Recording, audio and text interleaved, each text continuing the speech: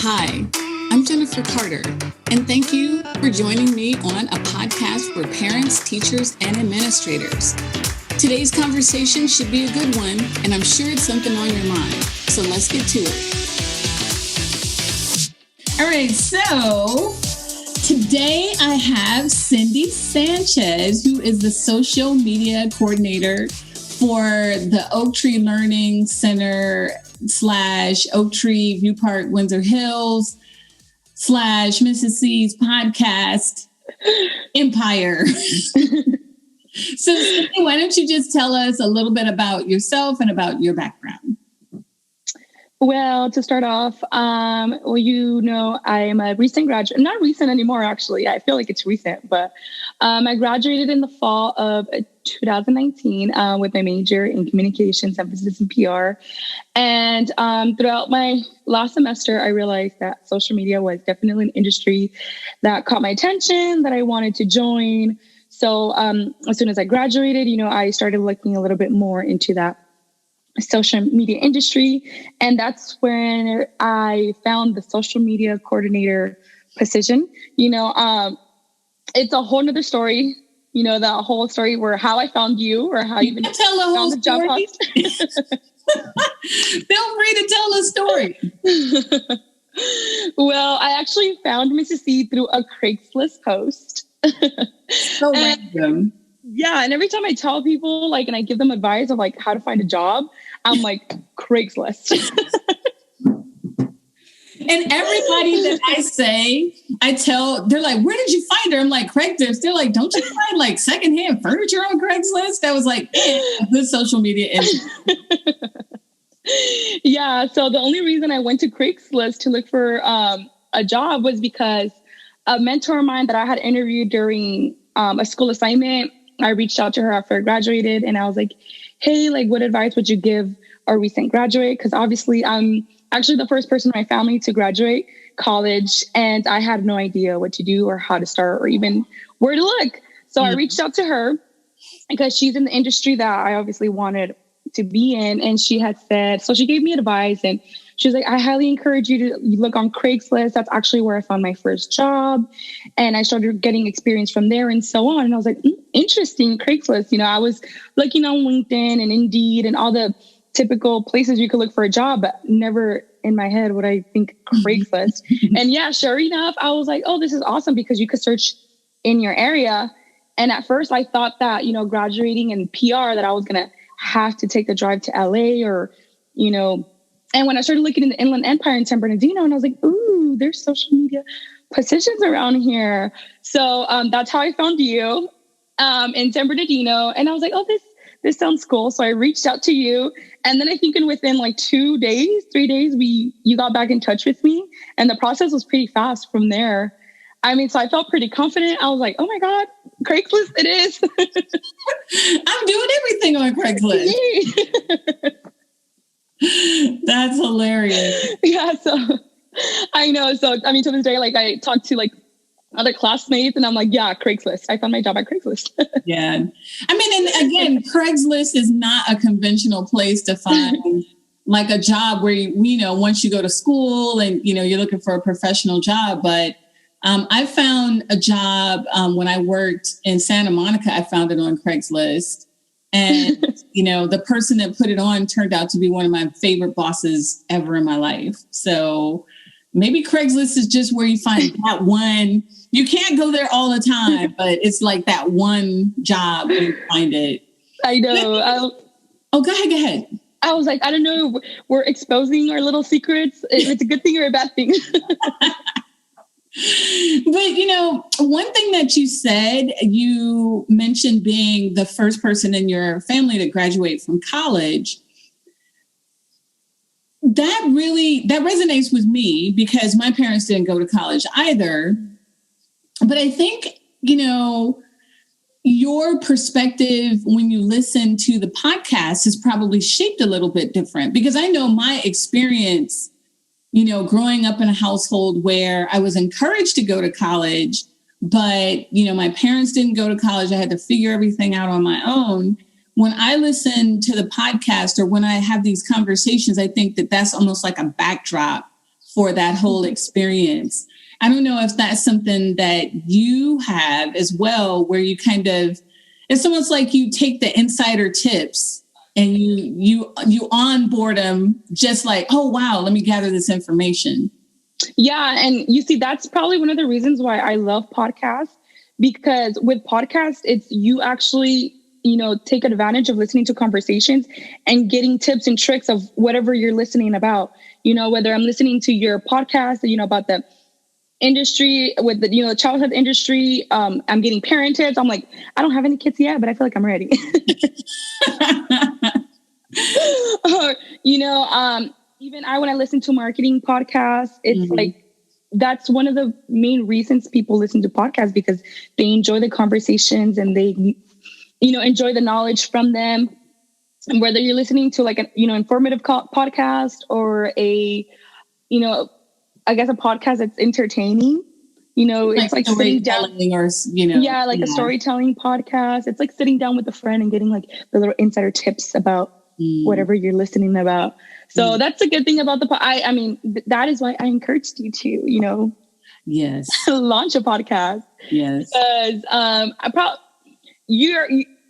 I guess people in your industry probably still read, because obviously you guys are educators and you love reading. You're always suggesting reading to all of us.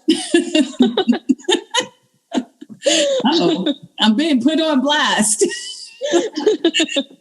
But unfortunately, the reality is a lot of people, we have a short attention span and they don't read that much. But, versus listening to a conversation, it's kind of like, ooh, what are they talking about? Let me see. And you click on it and you get into the conversation. You feel like you're there. Yeah. You feel like you're chatting with your friends.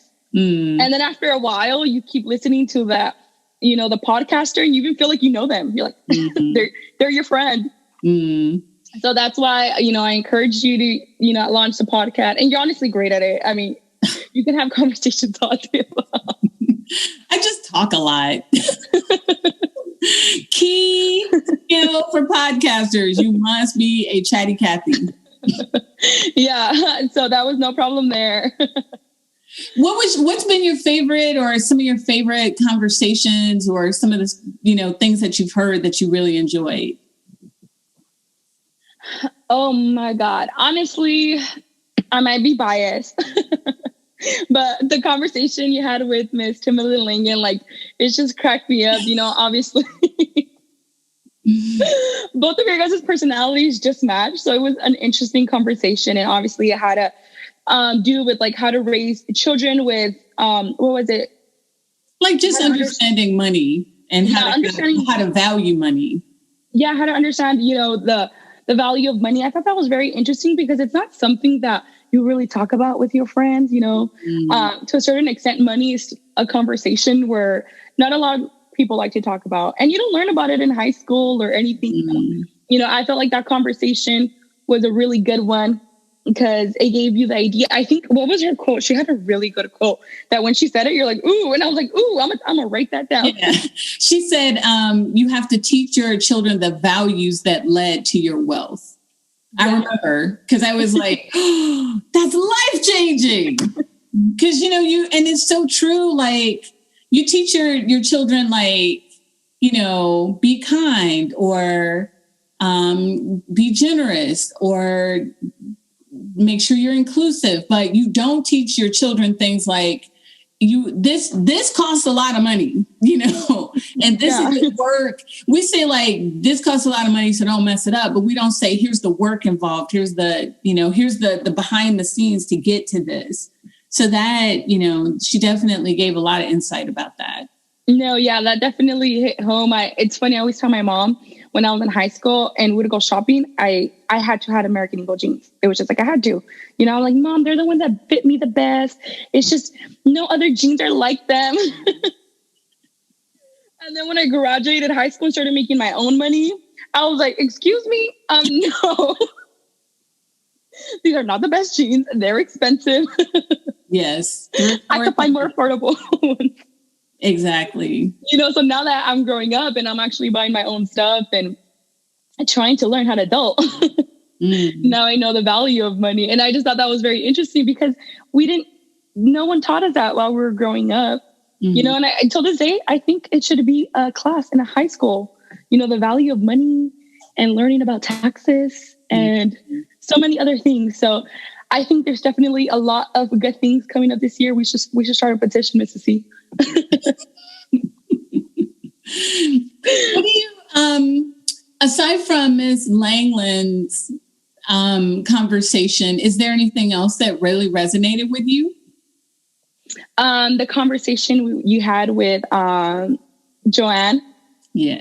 Oh my God. You know, I love that one. Like the whole time I was listening and editing, I was like, yes. Yeah. You know, about the whole 100%, like you only have 100%, so you cannot give more than 100%. And, you know, that one definitely, once again, also touch home because it's true. You know, like I said, I'm still learning how to adult. So like having to manage to work and, you know, living like that, trying to be a wife and work and a daughter still, because I still try to keep up with my parents as much as I can. Like it's hard. There's a lot going on. So that made me feel a lot better. You know, I was like, there's only 100% to give. You know, sometimes I felt bad, like that I didn't have time to come home and make dinner and stuff like that. It's like, okay, you know what? Arturo Mrs.C said I only have 100% of the day. And 100% like, of the oh my gosh. That's hilarious. No, so I honestly tell all my friends about it and my cousins. I'm like, so my boss, she has a podcast. And I'm always referring them to that episode because it's so true. It's just like that 100%. There's no more. You can't give no more than that. And I love to. It seems like you really enjoy the podcast. Like, I have to say, of all the things, because you do the Instagram and the Pinterest and the Facebook and the YouTube, but it seems like you really like the podcasting. Yeah. What do you like about it? I mean, I know like the chatting part, is that why you like this particular aspect of what we do so much? Yeah, honestly, only because I guess you could say I'm more of a listener than a reader. So I like listening to all the conversations and, you know, that you've had. And to me, everything that you talk about in the podcast, like it's new to me. You know, I'm taking it all in. I take it as advice. Like I said, like I'm not a mom, I'm not a parent or a teacher or administrator, but I'm like, hey, you know, now I feel like I'm ready for like, not fully ready, but you know, a lot of the advice you give on there. And I'm like, oh, I'm ready to be a mom. You know, have some good advice. What are you looking forward to most coming up? What do you think we should do podcasts on? Or what do you have cooking in terms, because you always make me do this stuff. I know. It seems like I enjoy being on camera and talking to people and all that stuff, but you really do force me to do this. And I always say, if there's a photograph of me on the internet, it's because you forced me to put it on there. Because I don't feel comfortable doing it. But I know you have some big ideas and big plans. What do you have up your sleeve that I should be worried about now?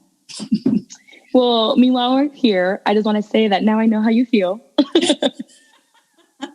Because, you know, I'm usually the one editing, not on the podcast. So now that I'm actually on here, I do definitely see the little nerves. Like, it's like, even though we're so good at chatting, it's like different. Chatting, knowing that it's probably going to go live in a couple days, actually. Yeah.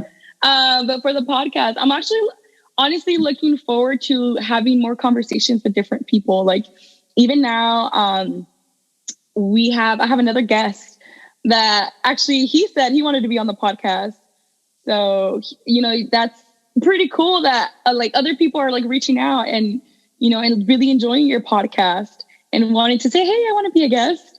So when he said like that he wanted to join your podcast, I was like, oh, okay, yeah, Mrs.C was going to love the idea. Yay. You know, yeah. So even having like that conversation with people and knowing that other people want to be on, like honestly excites me because, you know, there's so much work going behind on there. So the fact that people are actually enjoying the podcast and the conversations you're having honestly excites me. So, but I say moving forward, I mean, you're actually it's a podcast for parents, teachers, and administrators. I like how you didn't like settle down to just one niche, I guess you could say. You opened it up to a lot of different people. So that gives us the opportunity for a lot of different topics and conversations.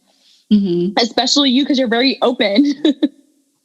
I love how you're so open, and you definitely love giving your opinion and your perspective on things. So that excites me. I guess for the upcoming conversations you're about to have with people. Hey there. If you've gotten this far into the episode, chances are that you really like what you're listening. I'm going to ask you to press pause and share this particular episode with 5 people that you think would really enjoy listening to it. I'm also going to ask that you subscribe to our podcast so that you don't miss an episode. Thank you so much for listening. And now let's get back to the conversation. And we're going to disclose like our future topics. Yeah, you can. I mean, feel free. People are going to know about them anyway. Yeah. So even, the conversation you're about to have with Josh and Tom, like, I'm super excited to edit that because I think it's so cool how I just came across him on TikTok and I reached out and he reached back and I was like, yay. Well, what's really cool about Josh and Tom is like, for me, for us, we've had this conversation about being women of color. Now we will have these 2 white men from Nebraska, and some of the same perspectives about having that awareness of social intelligence and having that openness. It really it breaks some of those other stereotypes, because I think there are stereotypes the other way, like, oh, white men, this, that, and the other. I think it breaks those stereotypes to help folks see that what we're talking about is a universal experience. When we talk about parents, teachers, and administrators, we're talking about the universal experiences we all have, no matter who we are. They're in Nebraska. I'm in LA, and we are still having these same experiences, still understanding the value of being able to make connections with people who are quite different than you. And I love, you've seen kind of the kaleidoscope of people that I know and that I have connections with. And the more different, the better, because I think that's how we change the world, is by seeing that, yeah, we're really different, and let's connect. Let's send out tendrils so that they touch to each other, even though we're way far apart in a lot of other ways. So yes, I am very much looking forward to that conversation. Yeah. And you see, I love the way you think, and I love the way because that's a point of view that I definitely didn't have 2-3 weeks ago. And now that you pointed out, and I'm like, wow, that's so true. So I definitely enjoy having, I guess, those eye-opening conversations that make you think a different way and, change your perspective on things, which I know that was like one of our goals, to have all these different perspectives and bring them to the podcast.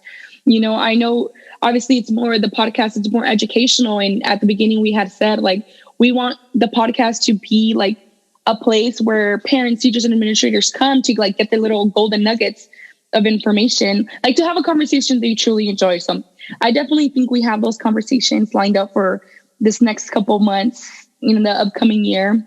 There's a lot of really good conversations. Oh, the conversation you have with Nina coming up on how to support your child's cultural identity. Like, those are all really great conversations that not a lot of people talk about, but here you are coming on the podcast and talking about it, which I think is so cool. And I know this idea of the podcast kind of came up too, because, and I witnessed it when parents would literally just step into your office. Yeah. And then and talk to you for days. Yeah. And you can see the student getting there impatient, like, when are we leaving, Mom? So, I'm looking forward to that conversation with Nina also, because, she's white. She identifies as a white person, and her husband is Korean American, and her kids identify as Asian. And, here she's like, well, how do I raise Asian kids? And of course, there's a back and forth between mom and dad, but that's a legitimate point. If you're not the same ethnic identity of this person that you've created, how do you support that? And so we have a really good conversation about that. And she shares some I would say some would call them awkward moments. I would say they were pretty terrible. So, where now I want to edit it. Yeah, like she has 2 daughters that don't look anything alike, but they get confused all the time because there's very few Asian kids in the school. Oh my God. Yeah. We'll hear about it. Yeah. But, that's the kind of thing where, parents, and especially as an administrator, when a teacher does that, how do you navigate that? Because, it's not malicious. And I think that's the thing that sometimes we have to remember is most of the times things that happen are not done to intentionally hurt someone's feelings. And when you point it out, they're mortified, Yeah. And sometimes mortified looks really defensive, like, what are you talking about? Or it looks angry or whatever. But that underneath that, if you really sit and have a conversation, it's because they're embarrassed that they were so insensitive. And so hearing this parent's perspective, hopefully, other parents and teachers and administrators can hear that and say, oh my gosh, I've done that. And be embarrassed at home so that when or if it happens again, or if they witness it, they'll be a little more like, they won't be caught off guard as much. Yeah. So. And know how to react. No, that's another interesting topic, because even growing up, I feel like I relate a lot on that. My parents were full on Mexicans, and here we go, being Mexican American. It's like, I don't know, like, at school, I was too Mexican, and at home, I was too American. So it's like, who am I? My grandma says like, oh my God, you guys are so like, she says it like my family says it, you guys are too whitewashed. And then we're here at school and like, oh my God, you're like really Mexican. I was like, okay. Yeah. I mean, it's a tough spot. And it's a byproduct. It's a good byproduct of how much intermixing we're all doing. Mm-hmm. And I'm all about retaining your culture. Do not give up your culture no matter what. You do not have to be the same as everybody else to get along with everybody else. I am definitely not one like we're all the same. No, we are not. We're not all the same. That's the point. We're not all the same, but if we're all the same, how come I don't fit in a size 4 jean? Thank you. That's all I'm saying. One size does not fit all. Exactly. So we have to embrace the fact that we're all different and we make accommodations for those differences. So yeah, I think that's a really good conversation that I think people will enjoy. Yeah. So that's an upcoming conversation. It's in the first month of the year. So that's not too long. And I'm saying not too long because I feel like I blinked, like it was March and I got hired with you and then I blinked and it's like Christmas and I'm like, what? How? Exactly. So in a couple of weeks, we'll have that conversation. Mm-hmm. So even the person that reached out, so it was Miss Melissa's husband, Candy. Oh, wow. Yes. So the conversation he wants to have with you, it's a pretty good one as well. It's about co-parenting, which I think it's a great conversation. Not a lot of people have those type of conversations. It usually holds a negative perspective, the whole co-parenting. So I'm like very excited to hear what you got to say about it. Yeah. Oh man, I have had some, I was once asked to go to a therapy session between parents because they couldn't figure out how to co-parent. And I mean, there are many, many things I will do for people, but I'm not doing that. I was like, I can't go to therapy with you guys. But I understood where they were coming from because it's hard. Here's someone you love so much and this little person you've created together and you're happy. Mm-hmm. And then you're like, I don't want to work with you anymore. Because unfortunately, that's what happens a lot of times, so that will be a very good conversation. Yeah, I know. So that was pretty awesome. I was pretty excited for that. I was like, yes, we would have loved to have him on the podcast. Yes. Yeah. And then later in the month, you also have, I'm sorry if I mispronounced her name, Keisha Montfleury. Yes. On how to make time to raise confident kids. Yes. especially girls. I'm like, yay, I'm like super excited to edit that podcast. And when I say I'm super excited to edit the podcast, is because, I listen to the podcast a million times before it goes out. Yes. So that's awesome, because, obviously I'm all for empowering other women and making other women feel confident. Mm-hmm. So I love that conversation. So I don't even know how you guys got to that topic, but I'm all for it. Yeah. I mean, it's really interesting that we'll I don't want to give too much away, but I will give a hint. It is not just for girls. The tips that she has are fantastic. She has some really good parenting advice, period. Some of the practices that she does as a parent are fantastic. So. Oh, yeah. So once again, I'm super excited for these conversations coming up. Mm-hmm. So I guess this can be like a little teaser for the audience. I guess so, huh? And you were like, oh my God, I don't know about being on the podcast. What will I say? I'm actually looking at the clock like, let's wrap it up, because you and I will sit here and chat literally for 2 hours. I know.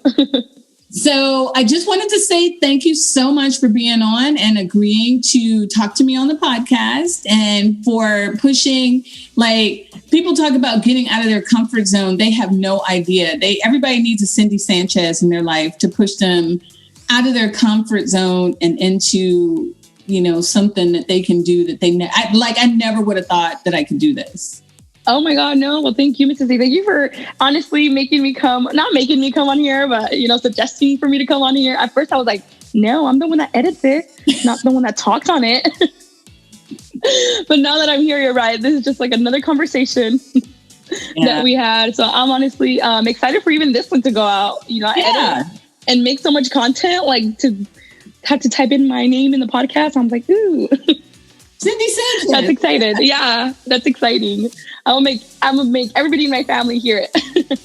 Yes, and you have a big family, so we're gonna have like a lot of listeners to this particular podcast, which is a fantastic thing. I can't wait till COVID is over. I can go and go to a party with you guys, because it sounds like a blast. Honestly, I'm looking forward to it as well. So no, but thank you so much for having me on, Mrs.C. I appreciate it. Absolutely. So that's our conversation for today. I hope you found some information that was interesting, or a perspective that you hadn't thought of. If you like what you heard, or even if you have some feedback, put a comment in our comment section. Be sure to like our page, and make sure that you subscribe so that you can hear when the next video comes out. Thanks so much again for joining us.